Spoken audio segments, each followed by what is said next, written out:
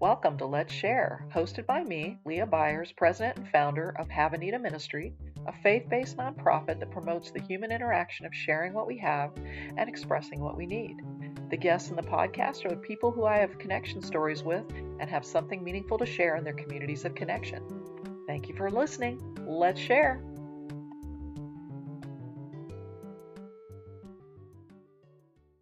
I am so pleased to welcome JP Zabala Yeah. to the Have Anita Ministry Let's Share podcast today because we are talking about something that is so important, and that is safe families. And that is the name of the organization. And JP, I would love for you to take a little time to introduce yourself, share about what you do and your location. So let's Yeah. go. So, anyways, thank you for having us. My name is JP Savala, stands for Jean Paul. It's easier to remember. And I am the area coordinator and church engagement at Safe Families for Children. We are located pretty much all across the country. Thankfully, it is an organization that serves in many different chapters across the country. But the one I am working directly for is the Miami chapter. So it's been beautiful. It's been a beautiful journey to be a part of this organization. Just to know that we really are trying to make sure that every single family avoids and actually prevents from being like having their children be a part of the foster care system. That's our role. That's we are the last call right before all these children or families have to go through that process. And we are in the field of prevention, right? Prevention of child abuse and child neglect. So we do our best to try to cater to all these needs. Obviously, sometimes it's very difficult to cater to all of them, but Miami's a place that really, really needs support, needs love, needs disruptive generosity, which is one of our core values, and that's something that we really try to do every day. That's wonderful. And it is so important for people to understand. And it's so interesting. I am up in north central Florida in the Marion County area, and there is no safe families here yet, but they could really use it. Hmm. And I'm hoping, praying that perhaps there is some guidance on this for somebody to get Yeah. involved in it because one of the very first experiences I had, and I think you'll find this very interesting, the very first experience I had up here with my nonprofit is a phone call from a grandmother who was living with her daughter who Hmm. had an addiction issue. And she had already distributed her two teenage kids to two different families who were wonderful to Wow. them, but they weren't in foster care. And these families were very dedicated to do everything they could to help them.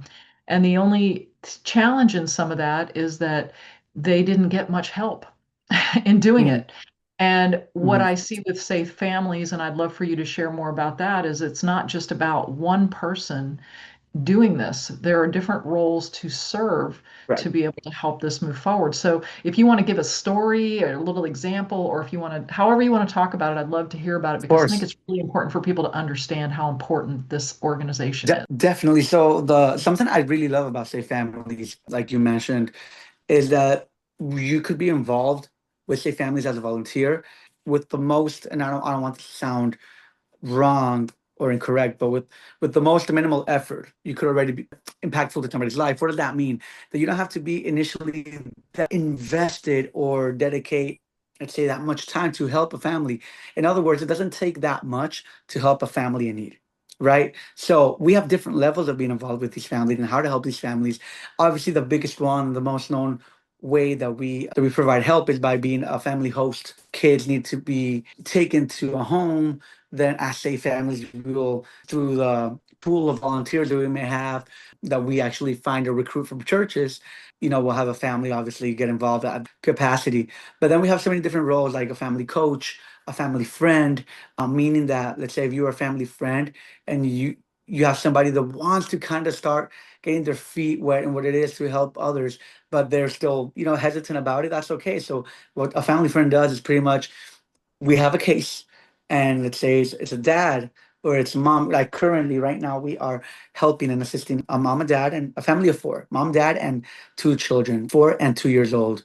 And it definitely hits close to home because I'm a single dad of a 6-year-old boy.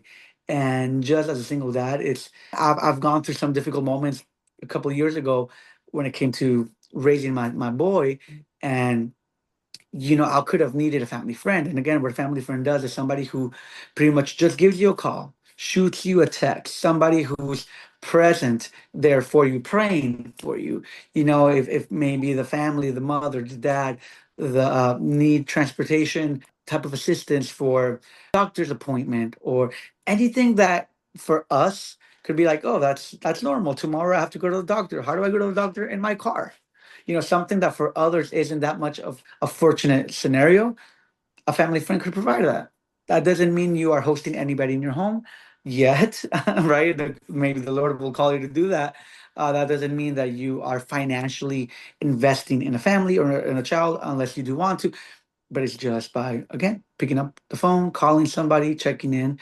You have different levels amongst being the family friend as well, providing warm meals if a family is ever needing anything like that for their children. And example, you have the Smith family who wants to be a part of providing warm meals twice a week. Maybe on a Wednesday, maybe on a Saturday.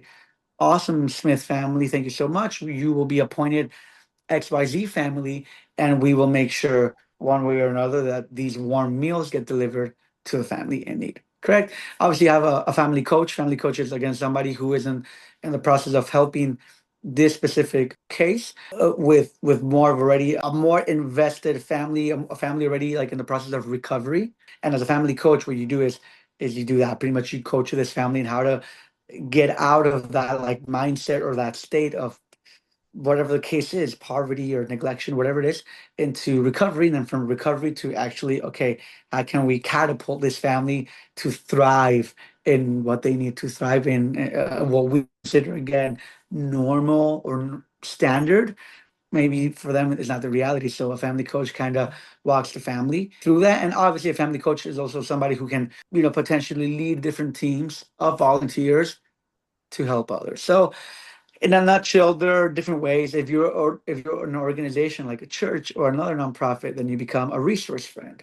And a resource friend will pretty much they do that. They either if they want to provide trainings, they provide seminaries, they could provide obviously, actual resource for a family or for a specific need. Like, hey, I want this fund given by XYZ Church. I want this fund to be for 3 kids at least a month to go to the doctor if they can afford it, to pay for their general visit, general doctor, primary care, stuff like that. So a research friend could be an organization, a church. So again, for those who are listening and live to understand, there are many different ways that you could become invested with Safe Families.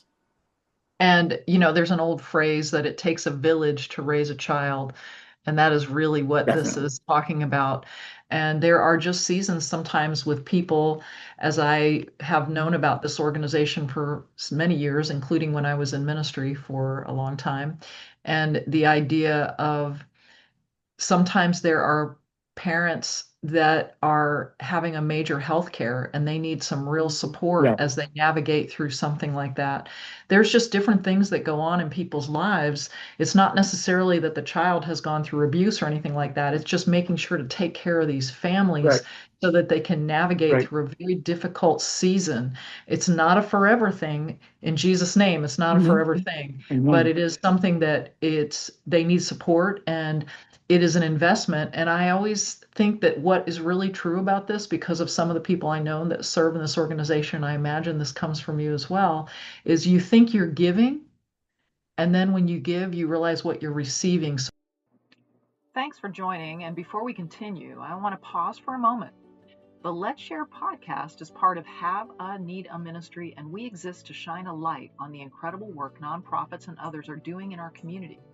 If this conversation is inspiring you, would you consider supporting the podcast? Even a small donation helps us to share these stories. You can give directly through the link in our show notes or on our website. Every gift makes a difference, and together we're fueling impact. Let's continue.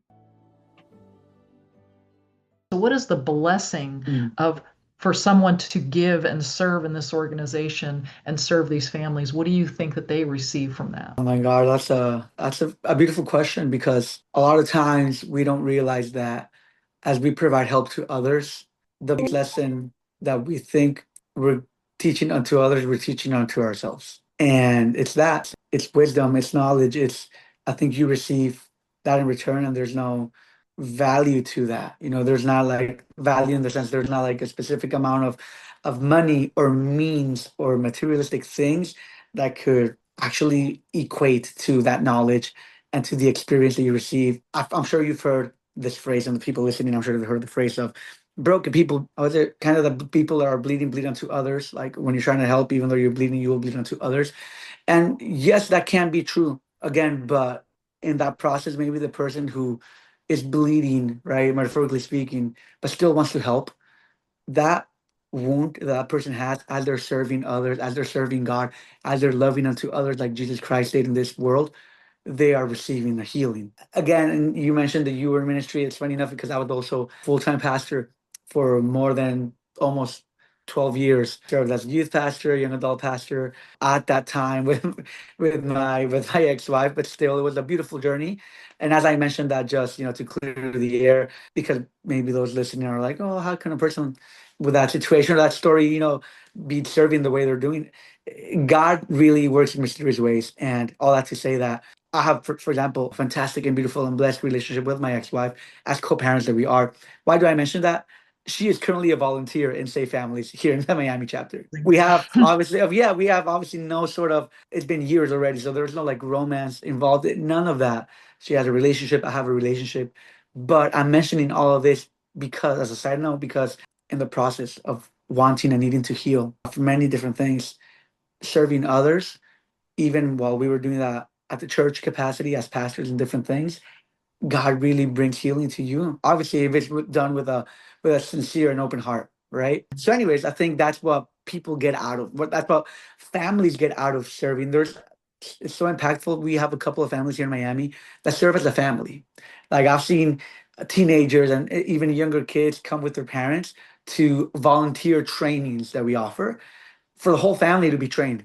That's so impactful because at that point, it's not just mom, it's not just dad, or it's not just the older sibling or child, but it's the whole family just like growing together, loving together, serving together. And I think there is really no anything that can measure what that could feel like until you live it, until you experience it.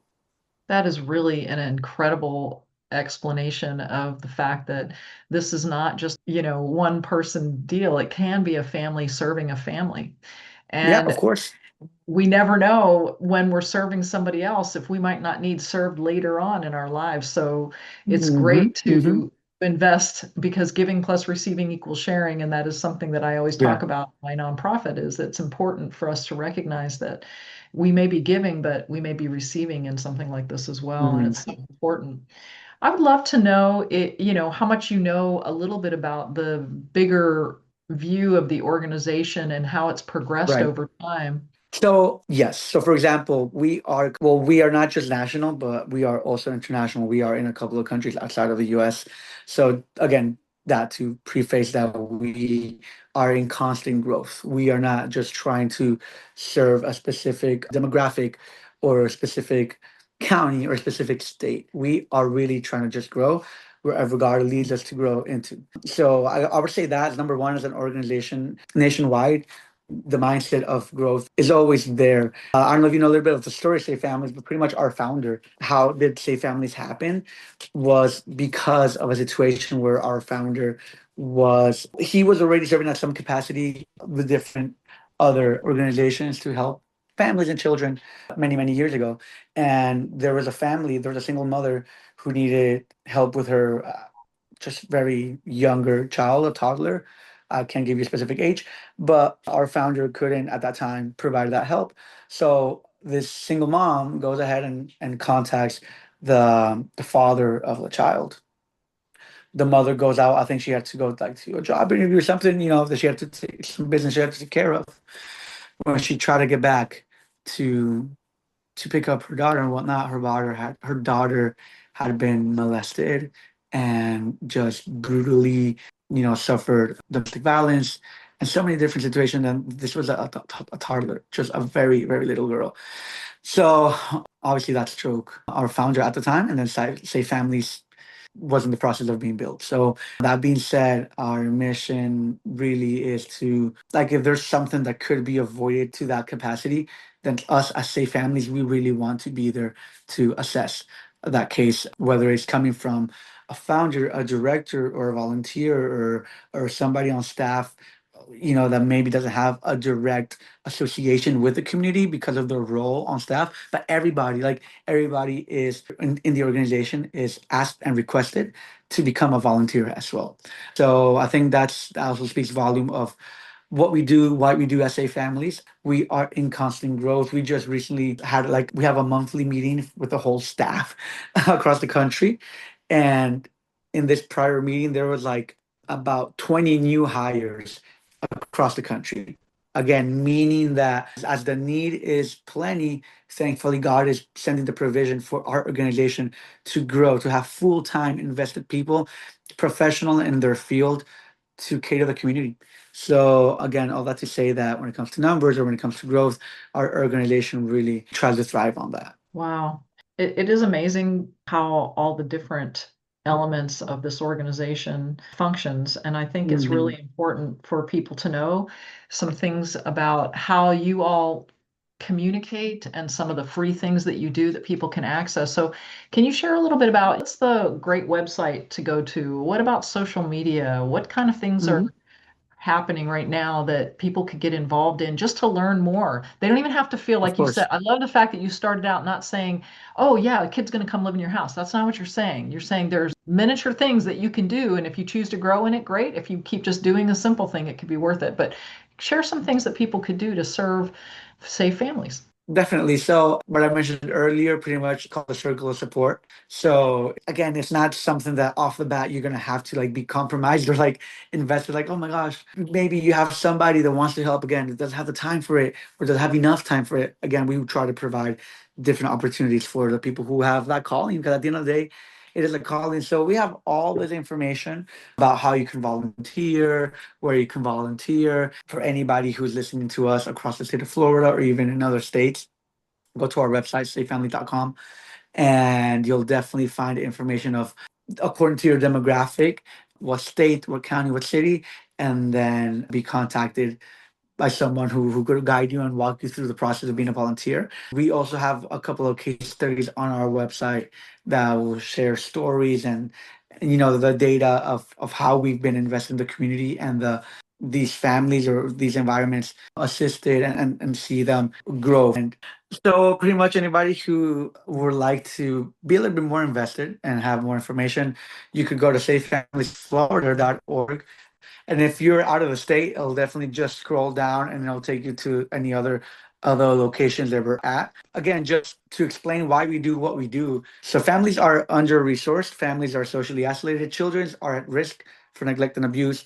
Thousands of children enter foster care each day, and 5.7% leave foster care without a home. And that's why we, as the movement that we are trying to create everywhere we are, is to fight this data, right? Is to get these families out of the under-resourced population. How? Again, by being with them, walking with them, growing with them, by getting these families out of the mentality of isolation. Because what happens when you feel you have to isolate, you become defensive, you become, just where you don't want to be surrounded by anybody. You become kind of you are lacking that human nature, that human warmth that really, through work or through schools or through different church, through different spaces, you actually are able to grow as a family.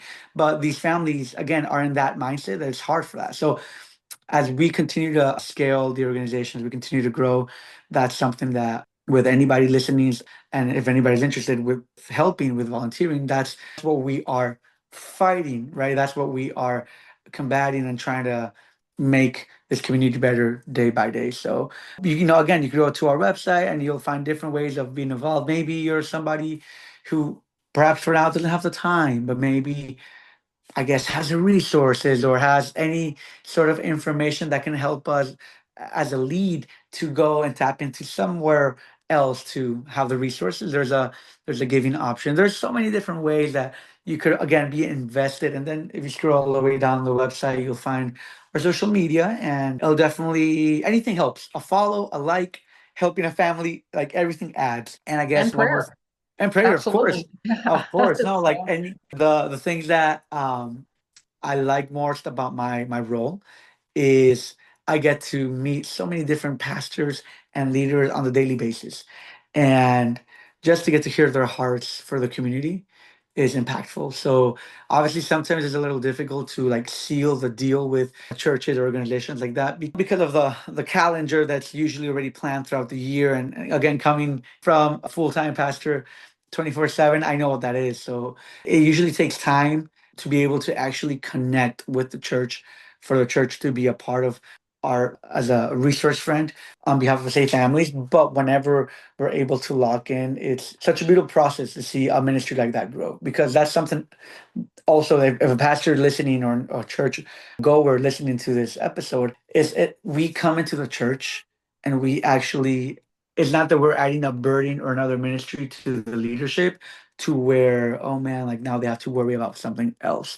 We come to the church as a tool. It's like you don't worry about anything. We will come, we will train, we will equip, we will run the database, we will call and email and text, and we will do everything in the midst. If leadership or the pastoral team want to be involved, they let us know at what capacity they want to be involved, and as supervision, when it comes to supervision, and that's okay. If pastors want to be in emails, if they want to be in meetings, if they want to be in trainings, they can. Obviously, if they want to be also a volunteer and lead by example, even better. But they don't have to. We will come. We will take care of the team overall. And if the church, again, leadership or the church staff wanted numbers at the end of every quarter, we come, we provide these numbers like, hey, all these families have been amazing at helping us serve the community. Look how much from, last quarter to this quarter, look how many families just along with your church and your volunteers we've been able to impact, right? So I think it's something that I would love more pastors could know about, how we come and connect with the churches. It's not like, here's something else, go ahead, do it yourself, and we'll just take your volunteers. No, no, no. We come in, we work together, and we run it again to alleviate that pressure. and I think that's great. And it's wonderful to also go to the main Safe Families site Yeah. because they have some statistics. So I'm just going to read those. Yeah, go for it. Go for it. Their main site is safe-families.org, and they say hosting a child could be under 3 days. 52% of it is under 3 days. Yeah. Hosting under 1 month is 82%. Hmm. And then this is the amazing part, and this is so important for people to understand why we don't want our kids going into foster care if Right. we can avoid it, is that 95% of the children return home. Mm. 95%. And with foster care, it does not work that quickly or that Hmm. simply. So Hmm. can you explain a little bit about that if you have some insight on that? Definitely, pretty much what you said, what's on the website. We don't want, and like you even explained earlier, it takes so much time to reincorporate the children to the family they're taken by the foster care system. And again, our role is to avoid that. Again, sometimes people, like families in need, will hear about us, will come to us, will talk to us, and will think, "Hey, can you just help us with our children?" And then we'll come back. It's like, no, no, no, we're not, we're not. They might as well just put them in the foster care system, but that's not what we're gonna let happen. But we are gonna give you our tools for you guys together as a family overcome all these difficult seasons that you're facing right now. So again, Safe Families has been very successful in that. Sometimes a family just needs, or a parent or single parent needs that a day or two of resets. And that's why, as you read, more than 50, I think you said 52% of hosting is under 3 days, because you give that space to the parent that needs it in the moment. Maybe it's to work a double. Maybe they really need to work that double to pay something, or whatever the case may be. But the parent just needed that 2, 3 days to reset, to rewire themselves, and to continue to thrive or get to that place where they can thrive with our assist. It's not also like, okay, we will help with hosting and then they go back to you and okay, bye. No, we will walk with beyond 3 days. We will build a relationship. Why? Because like we were saying earlier, our goal is to be able to have this family who was helped at some point or a certain capacity become a volunteer as well themselves, and help others who were in their shoes. So I think that's the beauty of what we do and why we do what we do. That's great. And just seeing a couple of the other statistics that there are 4,500 plus churches that serve in this, Mm. and that some of them are in the United Kingdom and Canada. So, Yep, yep. as you said, this is an extended thing and it's a big deal that this is broader than people thinking it's just in Miami. But Miami is a Hmm. very big city and Yes, the yes, service there is such a big deal. And I hope that this conversation has inspired some people to think about what could I do to serve in this yes. environment, or what is needed? What can we be praying for? What can we give? And know that there are some families that are going to benefit. And the ripple effect is not just in the moment. These Yeah. children grow into adults. And if we model service and love and support, they will do the same. And that is something Amen. that I think is also a very big deal in what you're doing is you're showing the kids that it is a village that can Yeah, serve them. definitely. And if anybody who, listens to us on this episode, if they could take one thing from today, I would even say don't wait for the perfect moment. And it even doesn't have to be, say, families from wherever you are. Just go out there, find an organization that you can connect with. And if you feel that it's catering to family and helping the family and amongst those lines, and if that's something you're called for, go ahead and help out. That's it. And if it's, say, families, even better. But if not, just go out there, get invested in your community. Maybe if there's nothing, maybe you could be the change. Maybe you could be that person that your community needs. So I would probably say that. And then there's a flip side of this. There could be somebody listening to this that is experiencing something or knows Correct. somebody that's experiencing something that should perhaps reach out to say families. Hmm. And Yeah. would you say the best way to do that would be? Well, definitely our website, either our national website or if you're in Florida, our Florida website, which is say familiesflorida.org. There's a contact us tab. Just go there. If you are somebody in the need of assistance, please type urgent or just let the message be clear that you need assistance and we will definitely be there. I appreciate that information. And JP, it has been such a great opportunity to have this conversation with you. And I thank you for sharing the website and that there is social media that people can join and follow. And it's time to jump in. We are going into the fourth quarter of the year, and this is a season where there is a great need for families to be Mhm. supported and connected. It's always 24/7, but the fall and winter of life can be very much a heavy season for people. So I am hoping that this conversation has inspired some people to get involved. And if you check the website or if you check the Let's Share podcast location, there'll be information there as well. So thank you again, JP, for your time Thank and you. for your Thank you for having sharing. us, Leah. Oh, yes, Thank you're you. very welcome. Thank you for sharing your time listening to this Let's Share podcast. Our hope is that you receive some inspiration to give and receive, because giving plus receiving equals sharing. If you want to learn more about Have a Need a Ministry, go to haveaneedaministry.com. Look forward to connecting soon.